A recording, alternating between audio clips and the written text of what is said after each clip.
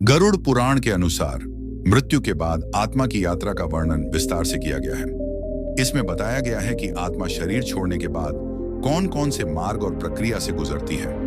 आत्मा की यात्रा।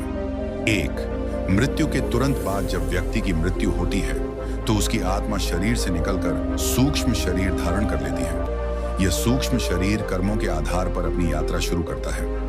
2. यमदूत या देवदूत। यदि व्यक्ति के अच्छे कर्म अधिक हैं तो उसे देवदूत लेने आते हैं, और यदि बुरे कर्म अधिक हैं तो यमदूत आत्मा को ले जाने आते हैं। 3. पृथ्वी और प्रेत योनि। आत्मा को 13 दिनों तक पृथ्वी पर रखा जाता है। इन दिनों के दौरान आत्मा को अपने पिछले कर्म और अपने प्रियजनों के प्रति लगाव महसूस होता है। इस दौरान पिंडदान और श्राद्ध के कर्म कांडों द्वारा आत्मा को शांति प्रदान की जाती है। 4.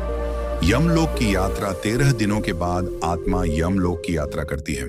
यह यात्रा 17 दिनों तक चलती है, जो 30वें दिन पूरी होती है। इस यात्रा के दौरान आत्मा को अपने किए गए पापों और पुण्यों का अनुभव कराया जाता है। 5. 84 लाख योनियों का चक्र। गरुड़ पुराण में कहा गया है कि आत्मा को अपने कर्मों के आधार पर स्वर्ग, नरक या 84 लाख योनियों में जन्म लेना पड़ता है। अच्छे कर्मों के कारण आत्मा को स्वर्ग का सुख मिलता है और बुरे कर्मों के कारण नरक में दंड भोगना पड़ता है। 6. मोक्ष की प्राप्ति।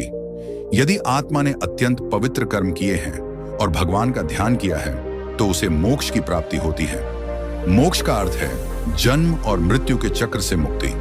निष्कर्ष, गरुड़ पुराण के अनुसार मृत्यु के बाद आत्मा की यात्रा कर्मों पर आधारित होती है। इसीलिए जीवन में अच्छे कर्म, सत्कर्म और धर्म का पालन करना आवश्यक है ताकि आत्मा को शांति और मुक्ति प्राप्त हो सके।